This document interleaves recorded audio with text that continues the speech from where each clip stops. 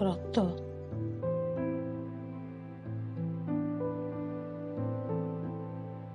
ସାବିତ୍ରୀ ବ୍ରତ ଓଡ଼ିଆ ଘରର ସ୍ତ୍ରୀମାନଙ୍କର ଏକ ମୁଖ୍ୟ ବ୍ରତ।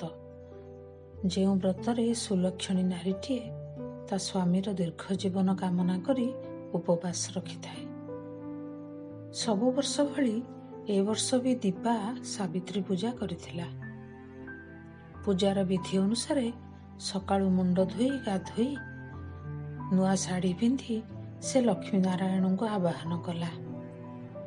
ଶିଳିପୁଆରେ ବଟା ହଳଦୀ ମାଖି ତା ଦେହରେ ଶିଳ୍ପୀ ଭଳି ଆଖି, କାନ, ନାକ ଗଢ଼ି ସୁନ୍ଦର ମୂର୍ତ୍ତିଟିଏ ଗଢ଼ିଦେଲା।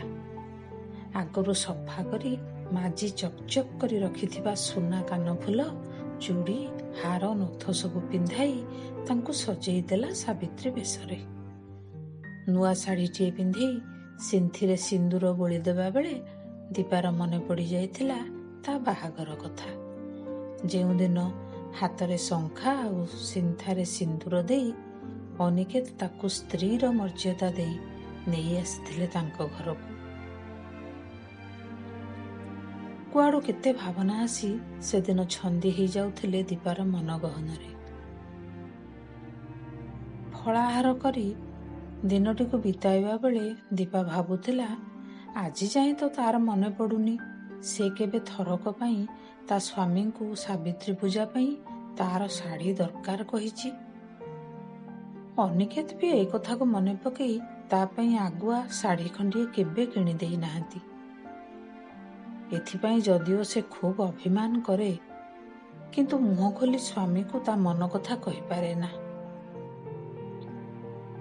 ନୂଆ ନୂଆ ବାହାଘରର କିଛି ବର୍ଷ ତା ପାଇଁ ବାପ ଘରୁ ଶାଢ଼ୀ ଆସି ପହଞ୍ଚି ଯାଉଥିଲା।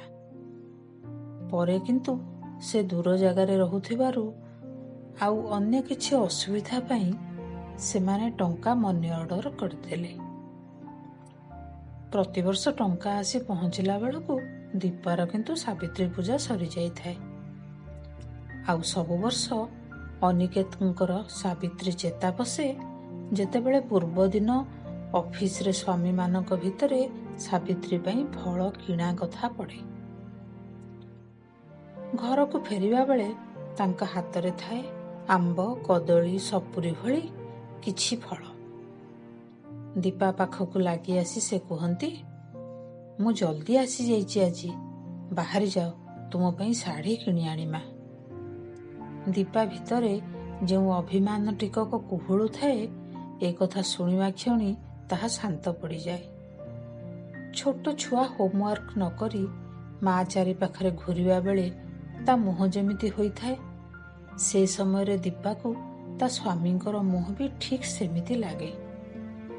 ତାଙ୍କର ଏ ପ୍ରଶ୍ନ ସେତେବେଳେ ଦୀପା ମନ ଭିତରର ବାରୁଦ ଗଦାରେ ନିଆଁ ଧରେଇବା ପାଇଁ ଯଥେଷ୍ଟ ଖୋରାକି ଯୋଗାଉଥିଲେ ବି ସେ ନ ରାଗି କେବଳ ଅଭିମାନ ଛଳରେ ଏତିକି କୁହେ, ସାବିତ୍ରୀ ପୂଜାରେ କ'ଣ ନୂଆ ପିନ୍ଧିବା ବାଧ୍ୟ?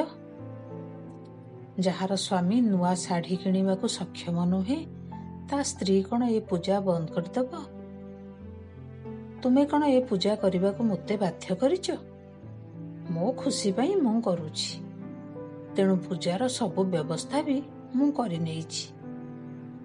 ତୁମ ସହିତ ଯାଇ ଶାଢ଼ୀ କିଣି ଆଣିଲେ ବି ସେ ଶାଢ଼ୀକୁ ତ ମୁଁ ଏବେ ପିନ୍ଧି ପାରିବିନି, କାରଣ ଶାଢ଼ୀର ବ୍ଲାଉଜ, ସାୟା, ଫଲ୍ ଆଉ ଫିଟିଂ କାମ ସାରିବାକୁ ମୋ ପାଖରେ ଆଉ ସମୟ ନାହିଁ।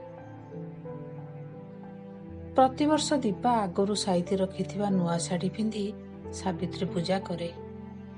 ସ୍ୱାମୀଙ୍କ ଦୀର୍ଘ ଜୀବନ ପାଇଁ ଠାକୁରଙ୍କୁ ଗୁହାରି କରେ, ସ୍ୱାମୀଙ୍କୁ ମୁଣ୍ଡିଆ ମାରେ, ଫଳାହାର କରି ବ୍ରତ ପାଳନ କରେ, ଆଉ ହସି ହସି ସ୍ୱାମୀଙ୍କୁ କହିଥାଏ, ସବୁବେଳେ ତୁମେ କୁହ ନା, ଯାହା ନୂଆ ଜିନିଷଟେ ପାଇଲେ ତାକୁ ବ୍ୟବହାର ନ କରି ଆଲମିରାରେ କାହିଁକି ମାଡ଼ି ଦେଉଛ?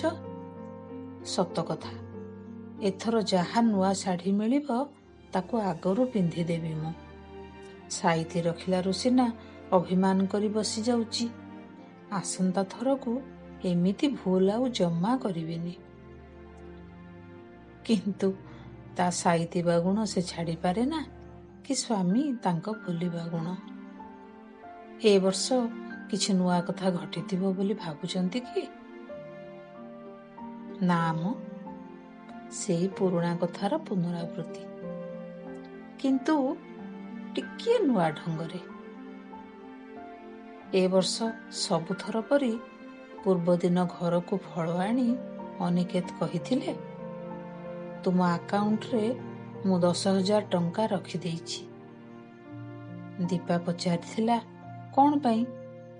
ଅନିକେତ କହିଲେ, ମୁଁ କ'ଣ କରିବି ଯେ, ସବୁ ବର୍ଷ ତ ଭୁଲି ଯାଉଛି। ତୁମେ ଗୋଟେ କାମ କର, ଏଇ ଟଙ୍କାରେ ତୁମେ ଆସନ୍ତା ସାବିତ୍ରୀ ପାଇଁ ଏବେଠୁ ଶାଢ଼ୀ କିଣି ତାକୁ ପିନ୍ଧିବା ଉପଯୋଗୀ କରି ଆଲମିରାରେ ରଖିଦିଅ।